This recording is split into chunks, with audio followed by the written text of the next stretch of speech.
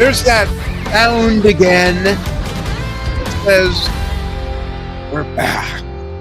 And you're back, folks. You're back for more. And you've got more. You've got Steve Moore, the mad drummer. Or is he? Steve, welcome. I appreciate it, Dan. It's nice to see you again.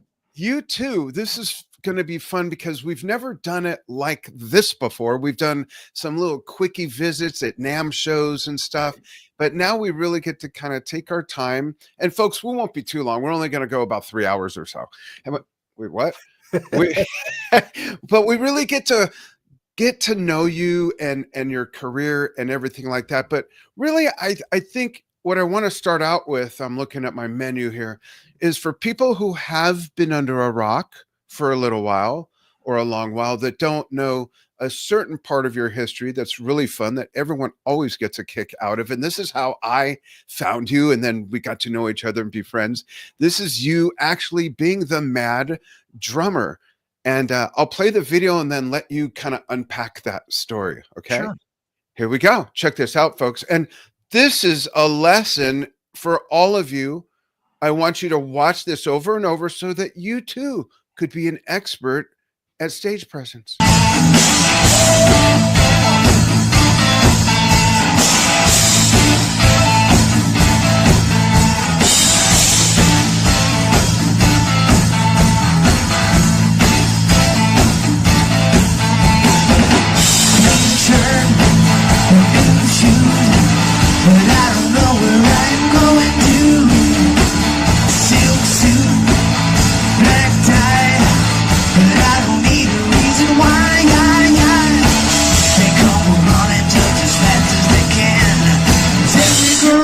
About a sharp-dressed man.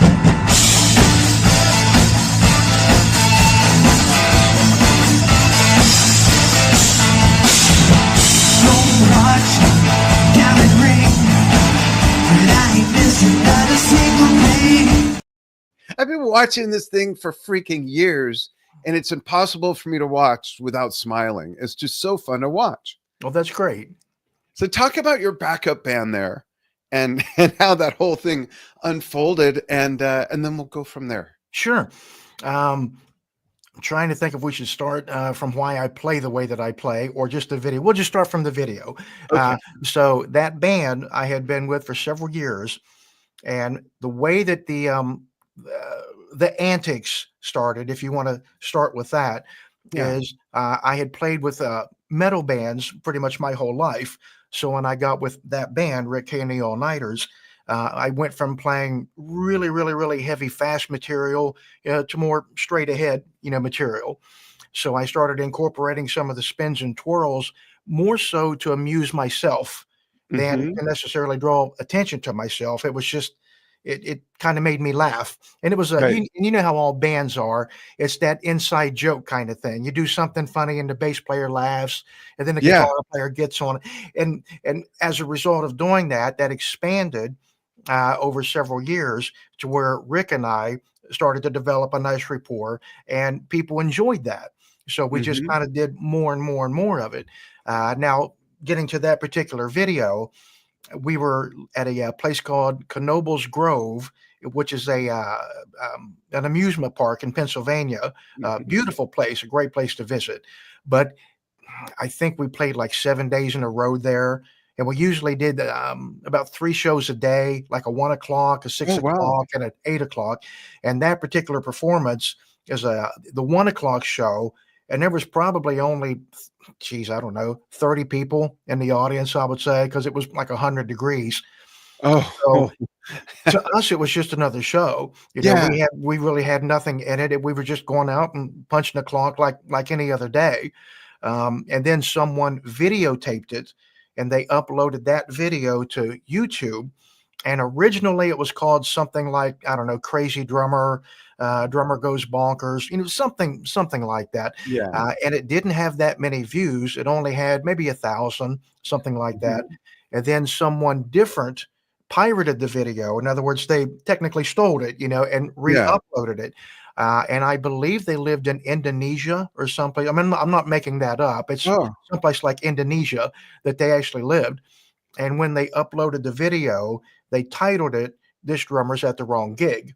Right. And because of the title, and in conjunction with everything that was happening, it obviously just exploded within probably less than a week.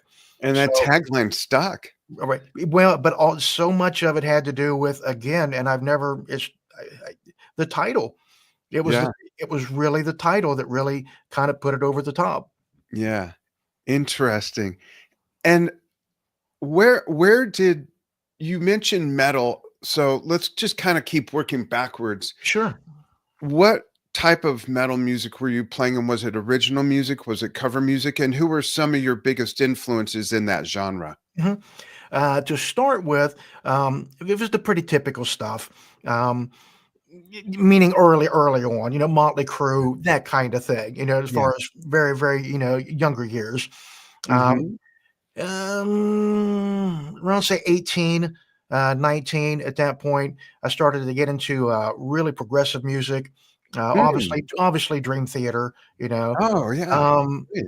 a lot of bands like, I'm not sure if you'll be familiar with them, bands like Merciful Fate, King Yeah. Diamond, um, Queensryche, loved Yeah. Queensryche, Yeah. that sort of material. We did a lot of covers, but honestly, from about the time I was probably 20, I was with bands that were creating everything and writing pretty much all original. So the Nice. bands that I played with, they weren't really as technical as like a Dream Theater. Very few are, to, Right. to Yeah, the point rock out. metal. Yeah. Right. But it was more so stuff like Testament, Mhm. just power metal, I guess you Yeah. would call that. And to this day, that's I love it. I can't get enough of it. I still, That's if great. I'm driving down the road, I'm probably listening to Testament or Pantera, that, Mhm. Slayer, that kind of thing. Yeah. Are you into any of the, kinda more contemporary metal or prog metal bands? Because it sounds like you've had a mix of what some of the newer, I call it newer, some of the bands have been around for years. One of my favorites in that area, and contemporary to me is anyone that's been out for 10 to 15 years. To me, that's Right. music in my world. Haken, Sure. and with Raymond Hearn on drums, Haken is just outstanding. I absolutely. Who are they again? What's the Pardon? band? Haken. Hey, no, I'll have to look them up. I've not heard of them. Look them up. I They've got will. a new album. I found them, with an album that had just came out. I found it by accident watching YouTube. I don't Mhm. remember what I was watching, but this album that's got a red cover called Vector came Okay. out. This was maybe 4, maybe 5 years ago, and it just blew my mind, and I ended up just going backwards in their discography Sure, to sure. hear them develop. And Ray's been on the show a few times. They're British, and he's just great players, and really neat music. I think you would dig them No, I absolutely considering will look everything you it up. just talked about. Yeah, they're Right, one of my favorite more contemporary ones. Yeah. right. Now, as far as, again, whether you would call them, again,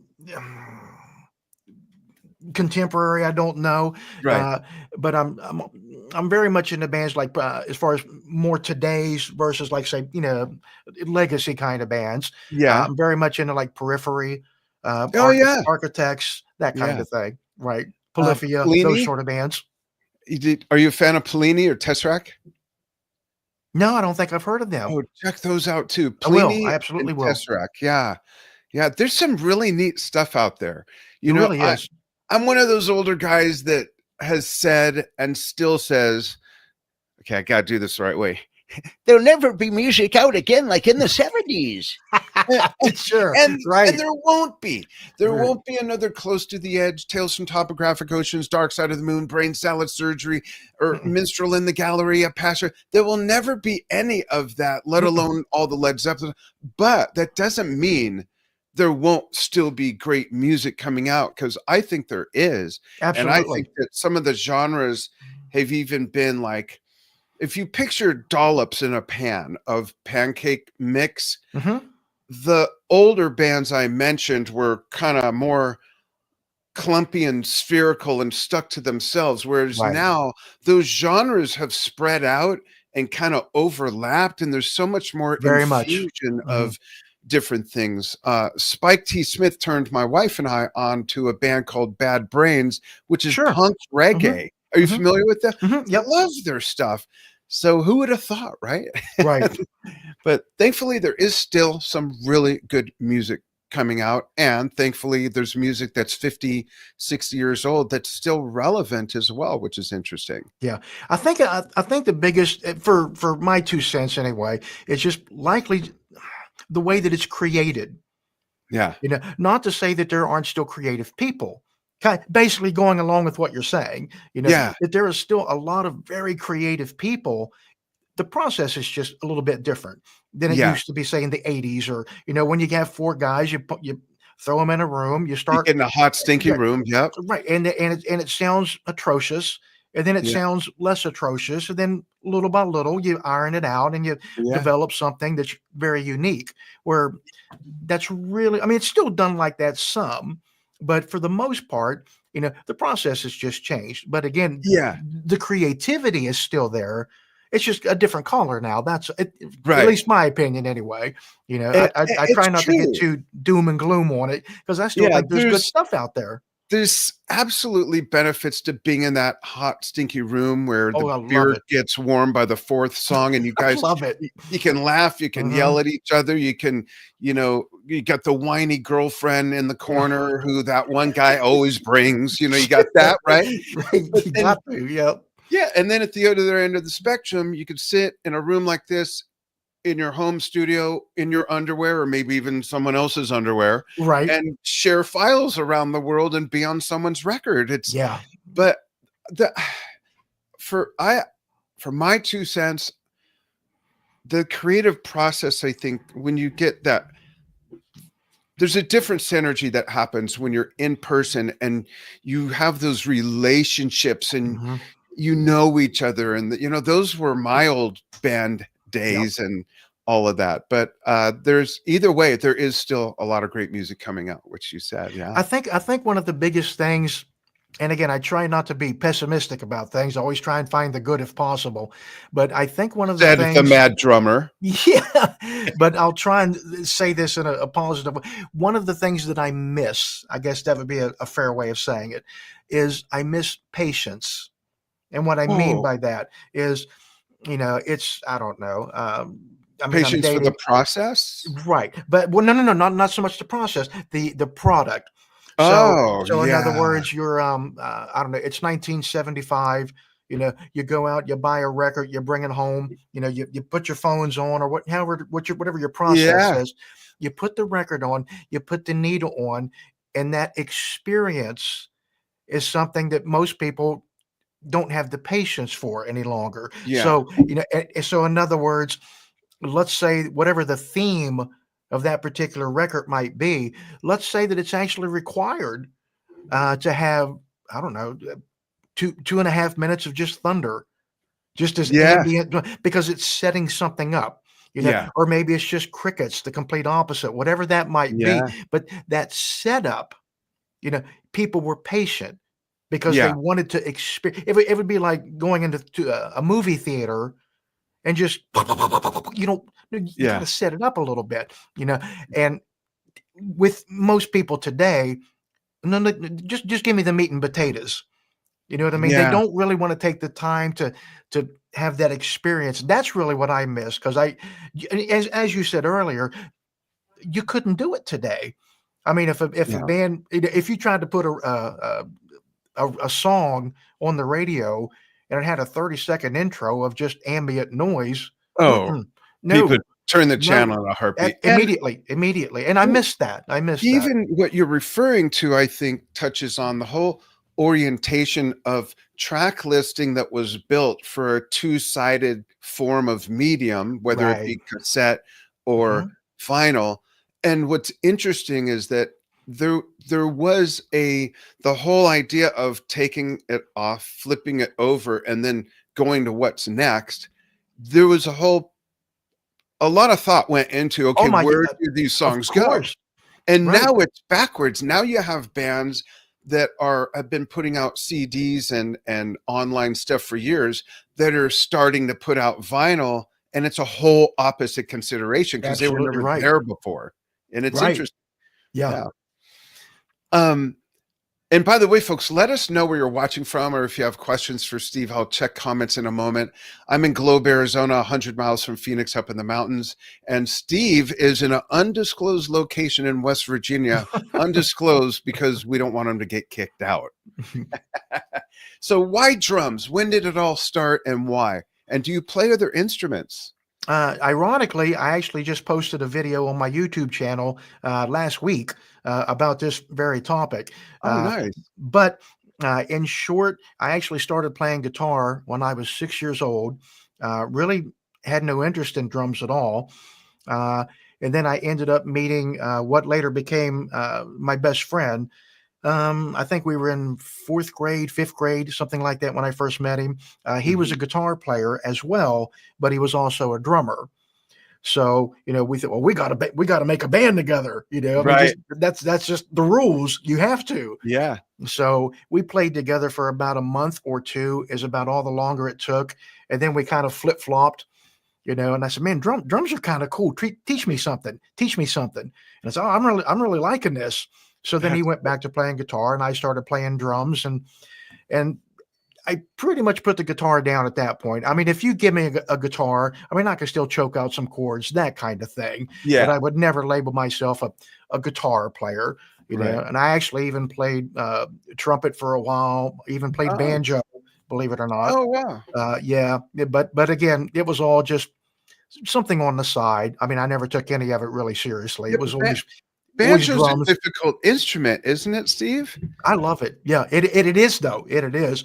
And I You got that one string that's halfway up the neck. You got Yeah. like, Yep. what's the deal with Well, that? but so it's all here though, because of course Right. you have a thumb pick, an Right. index in the middle, Yeah. and it's that dun dun dun dun dun dun dun dun dun dun dun dun dun dun dun. That's where you're getting your sound from. Right. And I think likely in hindsight, I've never really analyzed it until now. That's probably why I enjoyed it, because it was. I don't want to say the banjo's percussive. I don't mean But that, it had but you still percussive got that elements like a dun, dun, piano. dun, dun, dun, dun, dun, Yeah. thumb 1 2 1 2 thumb 1 thumb. You know what I mean? That back and Yeah. forth thing. I like that. I enjoyed that. That's neat. Are you a fan of Steve Martin by any chance? A little bit, believe it or not. He's A little bit. He's the most amazing I know, banjo it's player I've ever insane. seen. It's insane. crazy. Yeah. It really is. It's amazing. That's interesting. Plus, you got a drum for a reso surface on the Sure. body, basically, right? Yeah. And it's not for design. I mean, as far as whether you tighten that or loosen it, it affects your tone. I mean, Yeah. it's part of the instrument. Sure. Yeah. So, who were some of your early influences on drums, and how did that progress as you got older and got more Mhm. familiar with your instrument? Maybe musical tastes changed, maybe they don't. I'm actually very ashamed to say that for probably until I was 25, I was really, really narrow-minded. I mean, if it wasn't a certain thing, I wasn't I think I interested. was too, till Oh, about really? And I can 40. admit that. Yeah, and Really? and again, I can admit that. But early on, again, very, very, very younger years would have been the whole glam thing. Obviously. I mean, again, your Motley Crues, your Cinderellas. I mean, it kind of got into that. Yeah. But after the Dream Theater and that kind of thing happened, then the influences were completely all the metal guys. Tommy Aldridge. I mean, he's a rock guy. I wouldn't call him necessarily a metal guy, but Right. massive influence. Tommy Aldridge was a Oh, that's awesome. huge influence. But obviously Mike Portnoy, Vinny from Pantera. Oh goodness. Mickey D from he also played with Motorhead, and of course he's Yeah. now with Scorpions, but he was Right. with King Diamond back in the day. Yeah. Mickey D, huge fan. Probably one of my top ones would have been Scott Travis. Oh, yeah. Now again, he's obviously a monster and Priest, but of course I got into him back in the Racer X days. Again with the more prog stuff. Yeah. My number one guy probably would have to be Shannon Larkin, though. And of course, Oh, wow. Shannon's Yeah. been the drummer for Godsmack for what, 10 years? Maybe, Yeah. maybe even longer Maybe now. more. Yeah. Yeah. But He's back when he great. was, oh my God, back when he was with Rothschild, That's Yeah. where I stole absolutely. And of all the interviews I've ever given, I've almost tried to find a way of plugging him because I, Yeah. I feel like this allegiance to him because That's awesome. he's just, I wanted to be Shannon on every level. Wow. And we can come back to that if you That's like. huge. But Yeah. to finish that timeline, if it wasn't that kind of material, if it wasn't Dave Lombardo, if it wasn't Charlie from Anthrax, if it wasn't that, I wasn't interested. Have you ever heard of Mhm. Buddy Rich? Who cares?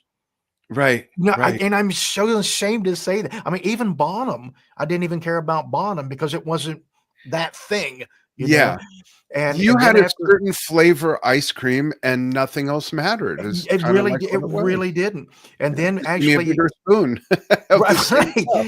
But then when I got with Rick Kay, since I was at that point playing different kinds of material, for some reason, the door just flew open, and I really started getting into Gene Krupa, Louis Bellson, Lionel Hampton, obviously Buddy. I mean, just all of your jazz greats, big band guys. I just thought they were incredible, and I Wow. was so ashamed of myself. Go, my God, how could I have lived under a rock for 20 years and just wouldn't have any part of it? I really wouldn't. I I mean, I was I don't ignorant. I wouldn't have but anything to but do I with don't it. think there's anything wrong with that. I really don't. Perhaps, yeah, perhaps.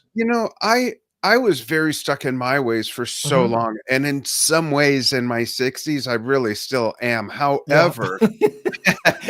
However, there's music I listen to now and really love Yeah. that I would not be caught listening to in the '80s when I was in a prog band tearing up Hollywood every Yeah, week. same here. Um, Absolutely. the B-52s. I Yeah. might have gotten kicked out of the band if I got caught. I had no interest in that movement. Well, I showed up for rehearsal one Yeah, time with a haircut because I yeah. had long hair, and I cut my hair short. The bass player opened the door, looked at me, and slammed the door. And then he yelled, "Come back when your hair grows back." Like it was that we were all that stubborn and snobby Sure. about what we were doing. And it's true. It's Yeah. completely true. Yeah. Another one is Tears for Fears. I love Tears for Fears. One of my favorite albums is Sowing the Seeds of Love, and on that album, I discovered, Oleta Adams, the Mhm. amazing singer-songwriter, pianist, because she's featured on some songs I didn't know at the time, but Phil Collins is on that album on 2 Right. or 3 songs. There's just stuff, the Chromatics that my son Steve turned me on to. I Mhm. never would have listened to stuff like that back then, but I guess I matured a little bit in a little Yeah. bit more Well, you ways than even you just my even hair you even falling out. mentioned you even mentioned, for example, like Phil Collins. And again, I'm so ashamed of myself to say, if you would have asked my younger self, I would have literally went, "Pfft," literally. So And this is again, I'm called so ashamed to say that, but at this point, I sit back and I listen to Phil Collins, and while granted, he's not doing Mike Portnoy kind of acrobatics, but I listen to Phil Collins and I go, my God, the parts he created were just uh, es epic. They were especially the really beautiful, old and stuff. Yeah, yeah, and the little things, just little turnarounds or where he yeah, might throw in a kick or leave one out. Just this yeah, little this or you know what I mean? His approach was just gorgeous, and I could have yeah. never recognized that when I was younger. That very first Genesis live album with Mhm, Peter Gabriel up front from mhm, 1972, whatever it was, is just incredible drumming. Get 'Em Out by Friday, Return of the Giant mhm, Hogweed, mhm. Watcher of the Sky. It's just he was so, so good. Oh, So that's interesting. So let's go back to Shannon. What mhm. what are some of the like ingredients that makes up the Shannon stew that makes it so delicious for you and why you want to emulate him in so Mhm. many ways? Really, really simple. When I was about 16 years old, I was playing in a band, and we were likely pretty terrible, to be honest with you, but we got an opportunity to open up for Rothschild. And again, Oh, Rothschild, that was Shannon's first band. Maybe not yeah. his first band, but Yeah. the bigger one. Yeah. And this was actually prior to the deal with Atlantic and all that. It was before they were Rothschild America. They were still Rothschild. Yeah. And it was what I would call, not that Shannon's not a beast, he will always be a beast, but it was in his absolute prime, when he had the blonde hair on one side, the black hair on the other, just skinny and I mean, just Y yeah. unbelievable. But And anyway, to see someone that skinny play like that is like, it's where just do you get amazing. that? Yeah, I don't even know. I wish I did, but like I said, my band, we opened up for him, and I'll again, full disclosure, I was probably a little bit. I don't want to say I was big-headed, but I might have been. I might. Well, let's put it this way: I was absolutely the big fish in the small pond. Okay. Absolutely. Nobody in my area could do what I do because I can twirl drumsticks and look at me go, and I'm just like Tommy Lee, blah blah blah blah blah. Just nonsense. And the Nonsense. Now, teenager's mentality. That's sure, the and that's age what I'm where we saying. do Right. know everything. Ask us if you don't believe us, right? Right. But again, with that 16-year-old mindset, and Yeah. we opened up for him, and I really didn't know anything about him. It was simply our chance to shine. That's all it was. It was our That's chance awesome. to shine. So we ran through our little set, and ironically, Shannon's drum tech, and I hope one of these days I actually have the chance to meet him and apologize for being so green because I didn't know the rules. Back then. Yeah. So, they say, well, the stage is too small for 2 sets, so you need to play Shannon's drum set. Just bring your own snare and cymbals. I said, okay. And I showed up and I sat down. The first thing I did is, can we move this over here? And he kind of went, yeah, okay, that's fine. And then I said, can we bring these floor toms down? I can't quite reach them, and on and on. And I mean, he changed everything. God bless him. He was so patient and kind. I Because mean, he had to change it back. yeah, exactly. I butchered all of it, but I think he actually just knew that I was a nice guy. I just didn't know any better. Yeah. So he changed everything for me. We played our set and we jumped off, and I just felt like a king. And then about 20 minutes later, Rothschild came on, and I saw Shannon, and it was over. I mean, I had never seen anything like that in my life. I mean, he was crawling on the drums. He just looked like if you took Alice Cooper at his sickest point. You know what I mean? I mean, just vile looking. I mean, that was Shannon. It was it was the most contagious thing that I had ever seen in my life. I just immediately fell in love with him. But at the same time, and again, I don't want to be dramatic and say that they had to check me into a hospital because of depression. I don't want to be dramatic, Yeah. but honestly, I didn't even really want to play my drums for like 6 or 7 months It was because a very humbling yes, experience. it wasn't destroyed me. It destroyed me. Do you Because feel it may have matured you at oh that my age in some goodness, ways? it absolutely did. Yeah. But I saw him and I thought, my God, if this is normal, I'm dead. I'm Right. dead. Of course, and then I later found out that no, Shannon's just a freak. I mean, people just Right. don't play like Shannon. Not normal. So, but what I would do is then I would come home, and of course, as you can relate, times were different then. So you didn't have YouTube, you didn't have Facebook, you Right. couldn't just jump on and find something. So I would go home and I would try and practice all of these things that I thought Shannon was doing. As far as in my mind, he did something. He came up and he did something. Yeah, that's it. That's what he was doing. And it wasn't what he was doing at all. He was doing Right. something way greater than what I was doing, Yeah. but it was just little things that I was trying to emulate what I thought that I remembered him doing. And that's where all of it came from. Absolutely everything that I do. Said another way, if you like Michael Jackson, you have to like James Brown. Oh, yeah. The end. The Yeah. end. Not that Michael wasn't incredible, but Right. James Brown.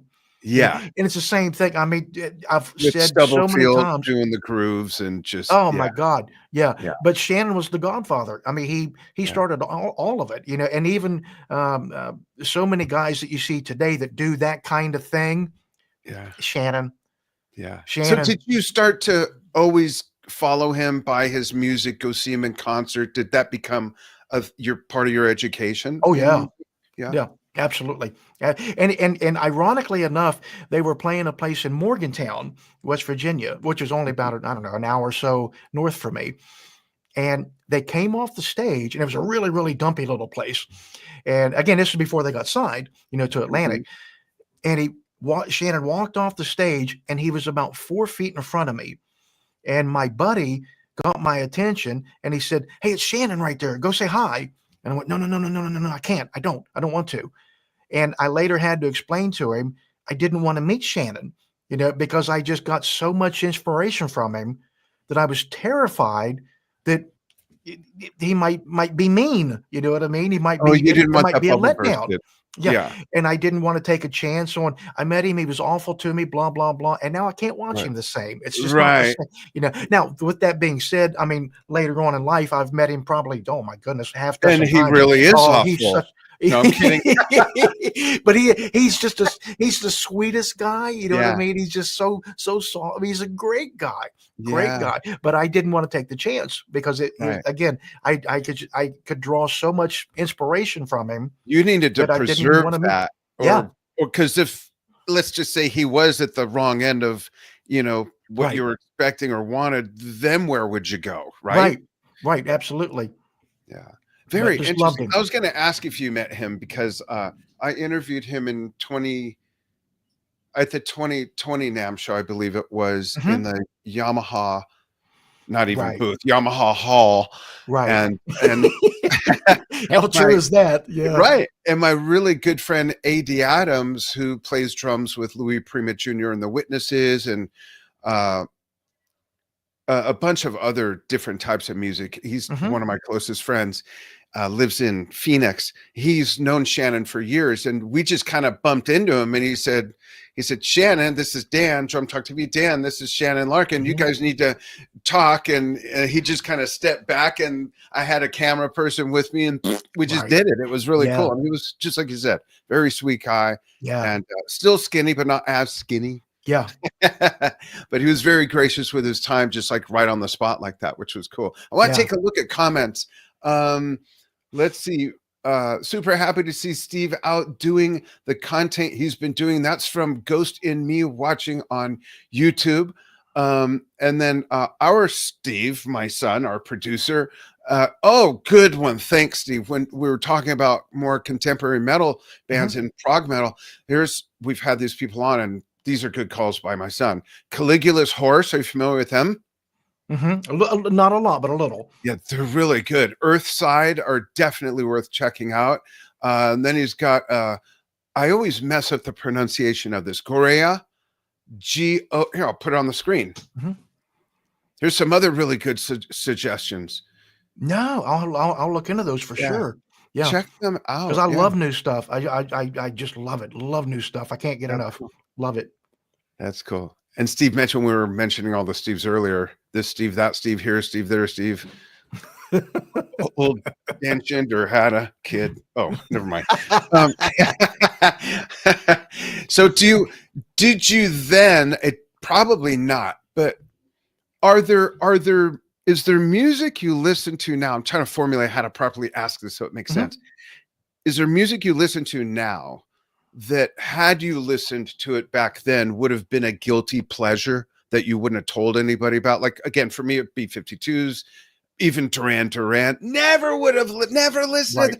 Right. I couldn't even say the words. We were that snobby and rocky. Sure. So who would it be for you, maybe? But even like you're saying, even a band like Duran, my God, they're marvelous. Yeah. I mean, the songwriting is just insane. Oh, it's insane. I saw Loverboy open for Styx about 3 years ago. I could not believe how good they were and how great they sounded. And I saw a video just a few days ago of Simple Minds. He sounds amazing. But anyhow, yeah. What Duran's one guilty pleasure for you? There you go. That's a good one. Anybody else?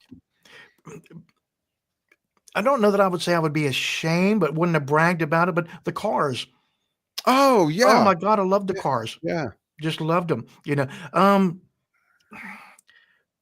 Even some of the disco stuff would probably kind of fall into what the category you're talking about. Right. Now, like, I'm not going to brag about the Bee Gees. You know what I mean? Right. That's not very cool. But in my car, if it came on the radio, I'd probably dig that. Yeah. When I was 15 and then again 16, I went on tour all across the United States playing state fairs with a singing group Mhm. called Spirit of America, and part of our set list included like 4 ABBA songs. Mhm. And at the time, I was, yeah, again, into all those other bands I mentioned, like Zeppelin, Deep Purple, Jethro Tull, Sure. Right. yes, King Crimson, all, and here I'm playing ABBA and Linda Ronstadt Yeah. and Neil Diamond, and I really learned from that experience that it still took me a while to get unstuck out of my ways, but I did learn that what difference does it make what kind of music it is? If you want to be a professional musician, get paid to play. And I was 15, and I even leaned over to my mom watching them rehearse before the drummer left. I joined 2 or 3 weeks before the tour. I said, Mom, I don't want to play this kind of music. And she literally grabbed me and shook me and said, what difference does it make what kind of music it is? Right. They're going to pay you to see the country and play music. Your father and I could never send you on a trip like that. And that's when we went, oh yeah, what difference does it make? Yeah. And at first I thought I'd be bored Mhm. doing it. But you know what? Correct me if I'm wrong, you or anyone else out there. I think no matter what you're playing, there's always such a buzz to have the honor of playing it for people. Yeah. And there's nothing like live music, no matter what kind of music it is. Yeah. And Well, that's where I got the enjoyment. I'm a huge, huge, huge believer, and not to go down the wormhole of the laws of attraction and all that, because that's a conversation that can last for years, For sure. honestly, you know. For But sure. but in the simplest terms, I'm a huge believer in what are you looking for? What are you looking for? So for a Yeah. simple analogy, I got to go into Walmart for something. If you're walking through the parking lot and you're going, oh God, this is going to be so terrible, and then blah blah, and you're expecting that, Right. you're probably going to find that. Absolutely. You get With what you're that being focused said, on. yeah, with that being said, if you're walking into Walmart and you're going, there'll probably be a couple old dudes in here that'll probably be pretty funny or something. You'll probably Yeah, find that as well. So exactly. again, going along with what you're saying, at this point in my life, I don't care what it is. If it's music, I can listen to it because again, I'm trying to find something that I like. Yeah. The end. Yeah. It's I that love that. simple. It's that simple. I'm not trying to find something that I don't like. I'm Yeah. trying to find something that I do. And most of the time I can. Even if Yeah. it's something that's not up my alley at all, I can find something that I like. Yeah. If nothing else, the production. Oh, yeah. That's Even the if I first don't like thing the I list songwriting, the that catches production, my attention. something. But I Yeah. can find something that I enjoy about it. So do you have a favorite album cover? I know that's out of the blue, but we're talking about things we like. Do you have a favorite Sure. album cover, regardless of the genre of music? It would have to be Kiss Alive.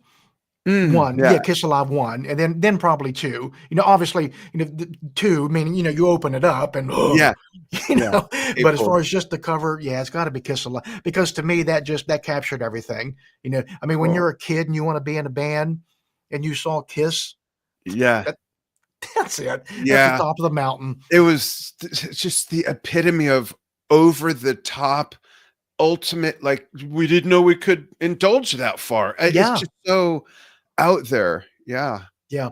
I don't know if it was, and maybe perhaps you do, I don't know.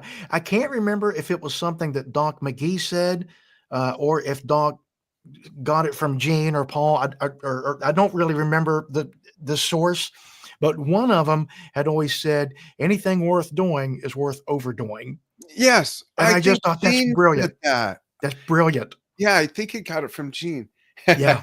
That reminds me of a line that's after the first or second song of Made in Japan by Deep Purple. Hmm. And you hear Ian Gillan not even like really announce it directly into the mic, but you kind of hear him say to everyone else in the band or whatever, he says, make everything louder than everything else. It's beautiful. It's perfect. That's Yeah. perfect. And Yep. they were worthy. They were Yeah. absolutely worthy. Yeah. Steve reminds us that we had Josh on from Caligula's Horse a while ago, and the other Mhm. bands that Steve mentioned he's seen. Yeah, Elizabeth Oldfather, how are you? That's crazy. I think she's talking about maybe the either the Kiss remark or the Ian Gillan remark. But let's talk a bit about what you're doing now, and then we've got a video to show. Mhm. What are you doing now? At the moment, I was actually working with a project. And then, not to get into it too much, but the guitar player had to step aside for personal reasons with his mother, and I mean, he had to take care of her. And Mm, obviously, there's no way you can be angry over something like right. that. It was a terrible I was situation. angry when I had to take care of my mother, but that's another story. Right. But we worked on it for a really long time. Anyway, unfortunately, his mother's since passed. So we've been possibly revisiting the idea of maybe doing something more. But I don't want to say too much about it because Sure. it's really, kind of early stages. Yeah. But while that's on the back burner, mostly what I've been focusing on lately is just my YouTube channel, just trying to grow that and get the numbers up and get the subs up, and things are going really well. But that's Yeah. pretty much where most of my attention's going. Great. Because, And you've well, got and a you know video. how it is. There's so many moving parts that I don't think people Oh, understand. oh yeah. Because just to do like what we're doing right now, just to get a Yeah. talking head video, Yeah. by the time that you purchase your equipment, as far as your lights, your camera, your lenses, the mics, the audio, well, now you got to learn how to use all of it. Right. You And know what I mean? remember how Yeah, to do it. right. And then that's just for a talking head video. Now, Yeah. when you start talking about, okay, I want to redo my studio, my drum studio, Right. So it sounds you're talking good like and 16 microphones yeah. and an interface, and to get everything dialed.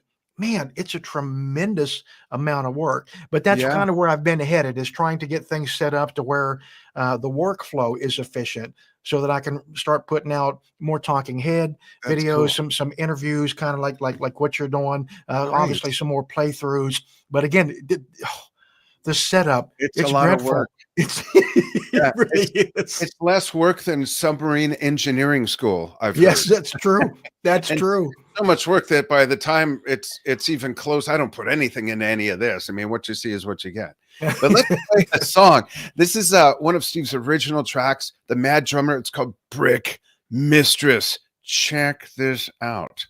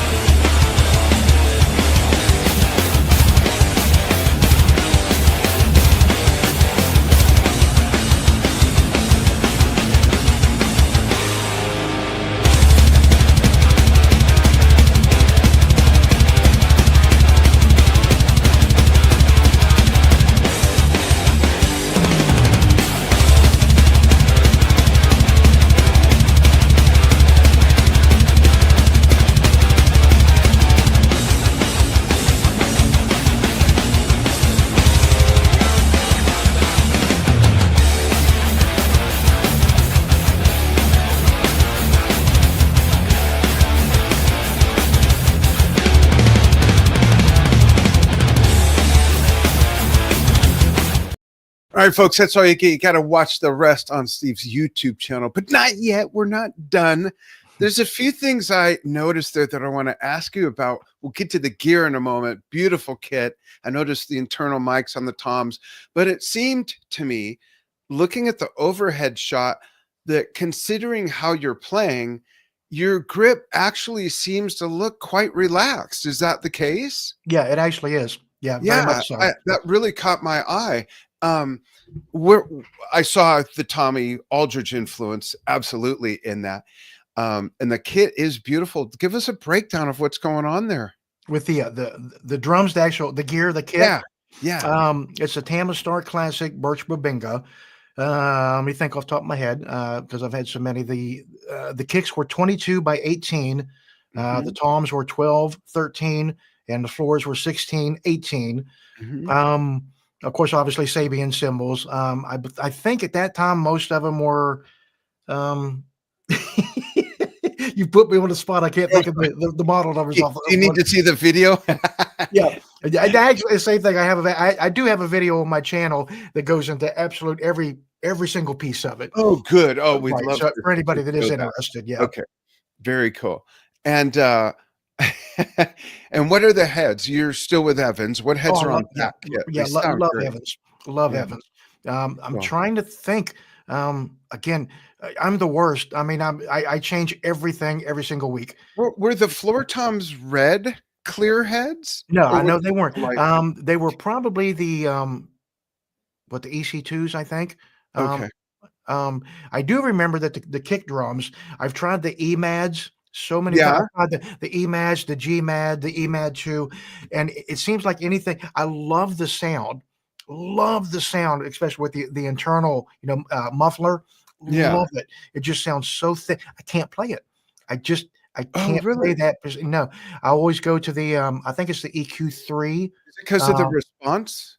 I'm sorry. Is Yes, it the because of- response. Yeah. Yeah. It almost feels like it's what's a good way of saying it? Like it's sucking the rebound out of it. Mhm. Not implying, again, not placing a judgment on that and saying Right. that's bad, but Just the way it works for you and what you need out of it it. doesn't snap back fast enough. Yeah. Right.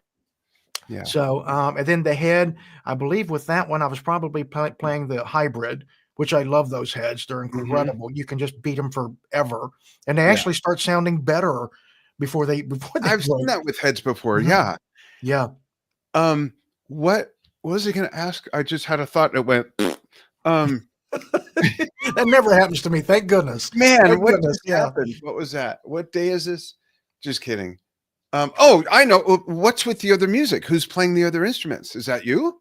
Oh, no. Okay. That was a band that I was with many years ago called Brick Mistress. Right. Oh, So of course, and we've pretty much an all original, band, very much Yeah. the kind of music that you heard. Right. great. And it was just an older track that I enjoyed. And I thought, well, I'm just going to do that one, I guess. Because I just Great. needed a song to play, and I really didn't awesome. want to do Brown Eyed Girl or something like that. Again, no Right. disrespect. It's just I had done that. That's all. I wanted to do something, Yeah. that was a bit more at my wheelhouse. Yeah. So I said, well, I'll just do that one. It's So- great. Great footwork and everything. What else is on your plate to do? Do you have your eye on something that you're in the middle of or that you want to do?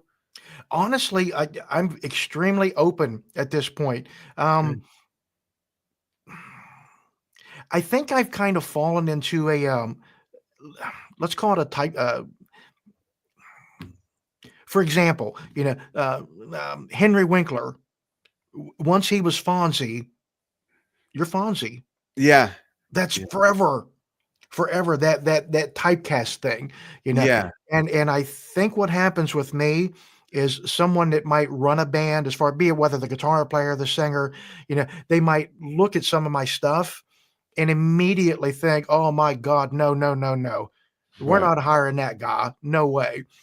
Not really understanding the dynamic of what that Yeah. band was. Yeah. When I was with Rick Kay, it was a funny show. I mean, Mhm. it wasn't by accident. I mean, all those little things. I mean, Rick and I worked very hard to make Yeah. all those little foolish things look so ridiculous. Mhm. If that makes any sense. It was like that version of Kiss level indulgence, but in a different direction. But that's what it was. Yeah. In that setting. Right. Like with this other project that I'm talking about, you probably won't see that because it's not appropriate. Right. No different than I'm trying to think of a band. Well, let's just say, for example, that I was to actually join Judas Priest and Scott Travis stepped down, and somehow I got that. I'm not going to throw up my left foot and stick my tongue out and cross my damn eyes and look funny. I'm not going to do that. It's not appropriate. Any more so than if I was going to take Rich Redmond's gig. Right. with Jason Aldean. I'm not going to do that. It's Yeah. not appropriate. It's disrespectful. And do people really like not give you the benefit of the doubt and look at something like what you just showed us and think that you're actually still gonna be that I player? don't know. I don't know. But honestly, at this point, I would just love to find a really good touring band. Is what I would Cool. love to do. Cool. Well, we'd love to see you out there doing that. Yeah. That'd be, that'd be awesome. One more quick nod to Sure. Evans. You've been with them for years. Let's show one Oh my. quick clip, and then I have a very fun last question. We'll show Sure. real quick as soon as Dan finds the right button. Here it is.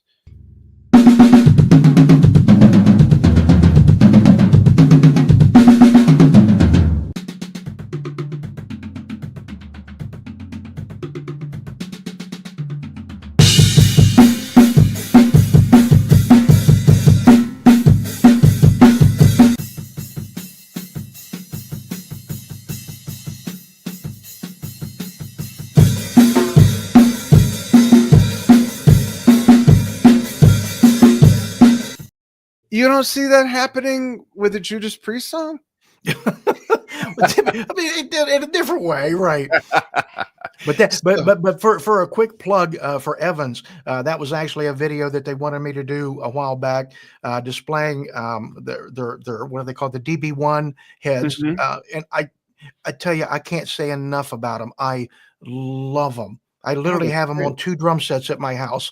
One's in my Nice. office and one's in my living room, and then of course down in my studio, I actually have the full kit. Yeah. But I love those heads. They work so well, and the cymbals. I mean, they still have tone. Well, they're cymbals. They're just Yeah. very quiet cymbals. Yeah. And it does for me personally anyway. If I go downstairs and I go in my main room and I play a regular kit, that inspires me to do a certain thing. It's Mhm. not good. It's not bad. It's just it's a certain approach. When I Right. go in my living room and go in the corner and sit down on again, it's a normal kit, but it just Mhm. has the DB1 heads on it. It inspires a different thing, Makes sense. and I love it. I love rehearsing on those kits. Love them, or the heads rather, the heads. Yeah. Awesome. So for the last question, this is the Steve Moore fun fact segment. And the question is, what do you do when you are completely away from music? When you do something that's completely unrelated to music, what do you do? Whether it's how you spend your time, or do you collect something, or are you a binge watcher of something? Like, what's your thing when you're not being Steve Moore, the mad drummer, or any drummer? I'm obsessed with YouTube. Really? Absolutely obsessed. What do you like to dive into? Anything's topic specific, or Um, obviously drum related stuff. I mean, clearly, as far as watching other drummers. sure? But I'm very much into, and it's so ironic too, because it makes no sense as far as the implying it. But my go-to is I love productivity apps. Love them. Oh, I'm a huge productivity nerd as far as wow. David Allen getting things done. Yeah. Anything Ali Abdaal. I mean, Tiago Forte. Just anything that has to do with a calendar, a to-do list, a notes Oh, application, a database, be it whether it Craft, Notion. I mean, just any interesting. Obsidian, anything like that. I am a hardcore nerd. And that's why I Wow. say it's so interesting because Yeah. it's like I spend all this time, building I'm not sure if you're familiar with the application Notion or not, Yeah. but okay, perfect. But I'll spend, my God, months, building these massively complex databases that NASA could use. I mean, Really? they're ridiculous, and then And then I what do you sit do with them? exactly right, and then I sit back and I go, you could have just painted the damn wall. You really could have. You could have just got a Or bucket the of paint and neighborhood's painted wall. the wall. Instead of build. Why did you build a database about painting the wall? I mean, That's it's so hilarious. ironic. That's all Yeah. I do is spend this time on trying to set up a system to be productive, you could just be productive. You could just do something. You know, irony. I'm obsessed with it. I'm absolutely obsessed with it. That's what keeps your brain busy, and you get a certain level of dopamine out of it. And it absolutely does. It's just simply, it just takes it over here. That's all. And it's healthy. Nothing wrong with that. Right. Yeah. Sort of. Yeah, depends. How do we define healthy? Right. Well, you're not hurting yourself physically. I'll leave it at that. That's true. That's true. Yeah, yeah. Maybe not the best investment of time, but yeah. That's so funny. Let's see. Mark Stevenson says, I think I know a few of you guys. Hey, Mark. And Janie Pedersen says, send Nugget T. Mig Sultan. Is that Klingon? I don't know what that is. But thanks for watching, Janie, on Facebook. No, he's not. Is he referring to Zoltan Cheney? Maybe is that what he? Let's see. There it is. I don't know. Oh, maybe Steve will translate it. I see it. Yeah. Something. But thanks for watching. I don't know. Is that a brand of symbol? Maybe. Maybe it's a part of Notion programming or something. I don't know. You would know. Well, hey, Steve, thanks for taking time on a Saturday to join me. Hang on the line after we say goodbye to the audience. And of course, thank you so much for following what we do. You got to check out www.drumtalktvbrilliance.com, our membership site. We have so much stuff going on there with fan Q&A sessions, twice a month music trivia game shows on the first and third Tuesdays of every month. We've got right now the Neil Peart Drumming Challenge till the end of the month with judges Brian Tichy, Lou Calderola, and Jason Gianni. So get your videos in, or just go there and be a somewhat innocent bystander and throw those drummers some comments about their playing. They're playing to original releases by Rush. So a lot of fun stuff there, and more fun interviews coming. And Steve, thanks. It was really fun to finally do like a full-length interview with you rather than just bumping into each other at the NAMM show or something and getting a couple quick quips out. Right. Yeah, really. Yeah, it was a lot of fun. I appreciate it, Dan. Thank you. Thank you. Thanks, everybody. Keep following what we do. We appreciate it.